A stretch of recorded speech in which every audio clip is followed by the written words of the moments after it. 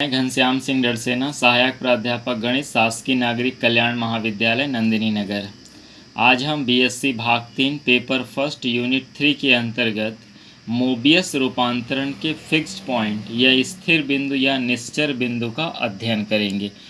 सर्वप्रथम इसकी डेफिनेशन देख लेते हैं। फिक्स्ड पॉइंट क्या होते हैं?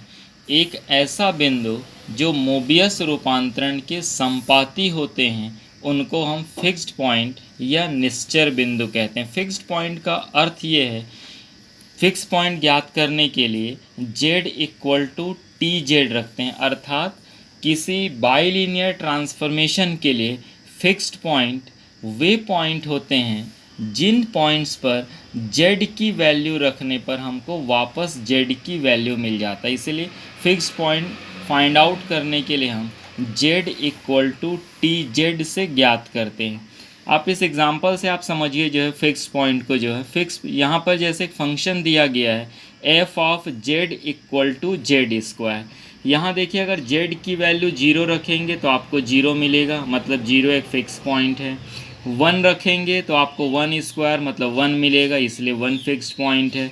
अगर यहाँ -1 रखेंगे तो यहाँ मिल जाएगा आपको -1 का whole square, that means +1। So -1 is not a fixed point of the function f of z equal to z square, but infinite is also a fixed point because f of infinity equal to infinity का whole square, that means infinite. So f of z equal to z square has 3 fixed point 0, 1 and infinity.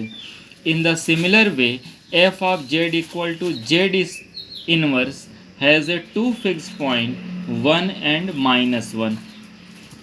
यहाँ infinitive जो है fixed point नहीं हो सकता क्योंकि f of infinity equal to infinity inverse, that means 1 by infinity, that means 0. So in this case we have 2 fixed point 1 and -1. यहाँ पर एक थ्योरम है कि प्रत्येक मोबियस रूपांतरण अधिकतम 2 फिक्स्ड पॉइंट रखता है। अगर कोई आपके पास एक बाइलिनियर ट्रांसफॉर्मेशन है तो उसके जो है मैक्सिमम जो है 2 ही फिक्स्ड पॉइंट होते हैं। तो इसके लिए हमने कंसीडर कर लिया है Mobius transformation T of Z equal to a Z plus B by c z plus d, where determinant is a d minus b c does not equal to 0. We know that for fixed point we put z equal to T z. तो यहाँ से T z equal to z रख देंगे, cross multiply कर देंगे c z square plus d minus a into z minus B equal to 0. तो that means यहाँ पर आपको एक क्वाड्रेटिक इक्वेशन मिल गया। इस क्वाड्रेटिक इक्वेशन को हम सॉल्व कर लेंगे फार्मूला मेथड से। तो Z equal to minus B plus minus B square minus 4ac upon 2a। यहाँ जो है 2 फिक्स पॉइंट होगा यदि c की value does not equal to 0 हो और साथ में d माइनस a का whole square plus 4bc does not equal to 0। इसको आप ऐसा समझिए जो है जब हम फार्मूला मेथड में लिखते हैं x equal to minus B plus minus square root of B square minus 4ac upon 2a, यदि स्क्वायर रूट के अंदर की क्वांटिटी यदि 0 हो जाए जो है तो हमको केवल एक ही रूट मिलेगा -b/2a। इसीलिए हमने कहा जो है कि यदि स्क्वायर रूट के अंदर क्वांटिटी और c दोनों ही डज नॉट इक्वल टू 0 होंगे तो 2 अलग अलग रूट मिलेंगे, दैट मीन्स यहाँ पर 2 फिक्स्ड पॉइंट मिलेगा। ये एक ही फिक्स पॉइंट रखेगा यदि स्क्वायर रूट के अंदर की क्वांटिटी 0 हो जाए, मतलब c does not equal to 0 हो और स्क्वायर रूट के अंदर की क्वांटिटी 0 हो जाए।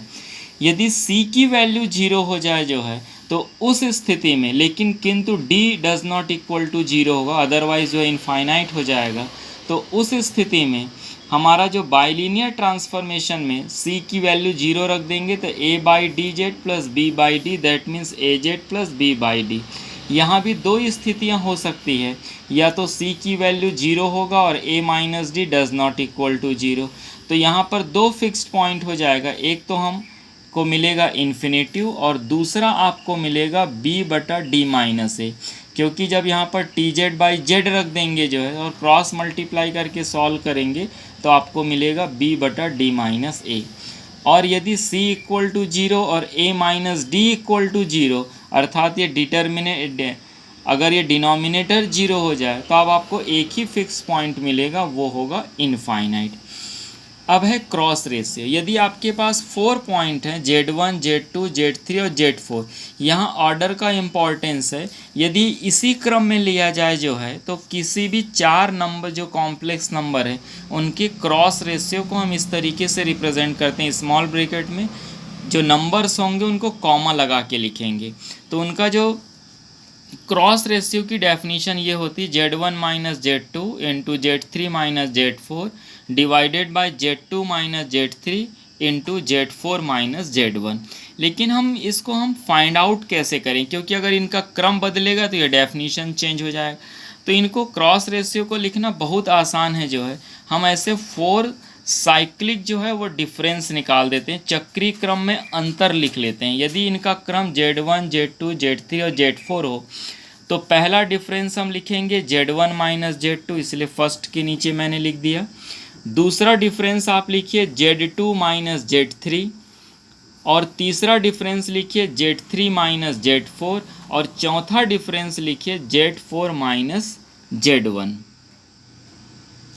Therefore cross ratio of Z1, Z2, Z3 and Z4 के लिए हम क्या करेंगे, फर्स्ट जो आपने डिफरेंस लिखा फर्स्ट इंटू थर्ड डिफरेंस और divided by second into fourth difference.